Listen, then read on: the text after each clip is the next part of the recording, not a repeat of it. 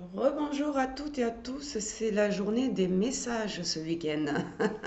Alors, j'ai suis retombée par hasard hier sur une transmission de guide que j'avais reçue, qui s'était imposée à moi, on va dire, euh, quand je faisais les ateliers sur la web TV, le grand changement. Donc, si vous m'avez suivi à l'époque, vous allez reconnaître ce message, mais il est tellement parlant, il est tellement d'actualité que je me permets de le retransmettre pour ceux qui ne l'ont pas encore eu.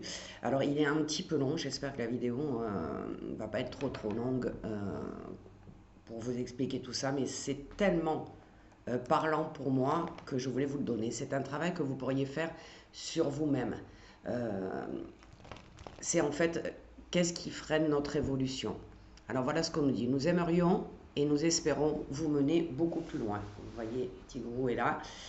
Afin, comme vous dites sur Terre, de débloquer le processus d'enfermement.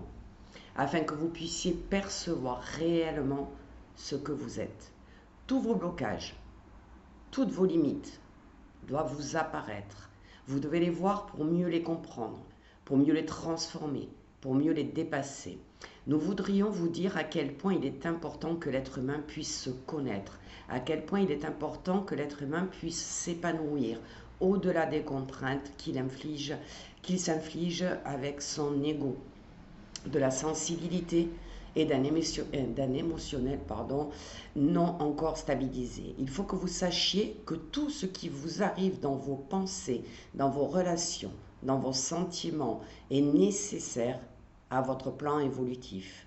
Certains êtres humains n'en ont pas conscience et de ce fait, euh, ce- ils ne se servent pas d'un outil précieux qui est mis à leur disposition et qui s'appelle l'expérience. Tout dans la vie est expérience, expérimentation. Il faut que vous ayez complètement conscience de cette expérimentation pendant votre incarnation, surtout au niveau de vos relations, de vos sentiments, du regard que vous portez sur vous-même, du regard que vous portez sur les autres et sur la vie. Lorsque vous aurez porté le regard juste sur vous-même et sur ce qui vous entoure, euh, et cela se fera lorsque vous aurez transformé vos limites. La vraie transformation, celle que nous espérons pour vous et qui arrivera bientôt, se fera en chacun d'entre nous. Nous savons ainsi euh, qu'il est possible de se transformer dans cette vie pour quelque chose de mieux. Nous savons aussi que c'est une difficile besogne que vous devez mener, car vous devez bien souvent entrer en dualité avec vous-même pour pouvoir avancer. C'est-à-dire que vous devez aller au-delà du vouloir, de votre personnalité, et que de ce fait, il y a dualité et résistance. Lorsque vous rencontrez un problème qui vous paraît immense, parfois il vous submerge et vous rend malheureux ou malheureuse. Vous essayez de surmonter ce problème. Vous y réussissez parfois en partie, parfois en totalité. Le but est d'y réussir en totalité. Mais c'est vraiment très difficile car vous ne possédez pas encore toutes les données pour pouvoir réussir un nettoyage jusqu'au plus profond de vos racines. Le problème qui vous accable ou qui vous préoccupe est logé au plus profond de vous-même depuis plusieurs vies. Il fait partie d'une mémoire, mais aussi de ce que vous amenez d'expériences négatives et qui fait partie du patrimoine de votre âme. Un patrimoine dont vous pourriez très aisément vous passer si vous pouviez mieux comprendre le fonctionnement de toutes les énergies que vous accumulez qui vous suivent de vie en vie. Imaginez que vous avez replié au plus profond de votre âme une nébulosité, quelque chose de noir que vous stimulez parfois par votre comportement et qui vous redonne vie. À ce moment-là, elle vous submerge et souvent vous fait chuter ou vous déstabilise. Pour pouvoir mieux combattre et transformer cette nébulosité, il faut que vous ayez le courage de la regarder complètement, d'en connaître les moindres contours. Lorsque vous avez bien compris, analysé, vous la laissez s'endormir au plus profond de vous-même et surtout, vous ne l'alimentez plus.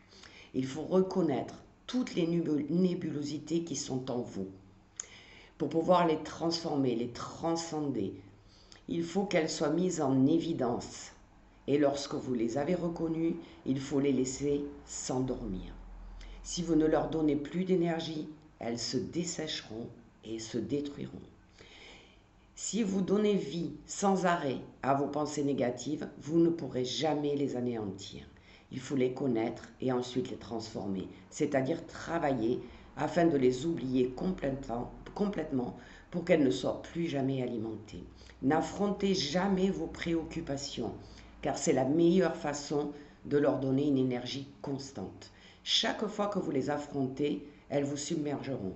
Il faut vous donner les moyens de changer l'orientation de leur énergie et les ignorer totalement.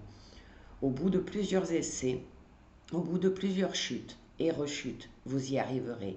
Et à ce moment-là, vous aurez la grande joie de découvrir ce qui vous perturbait, que ce que vous n'arriviez pas à dépasser n'existera plus en vous.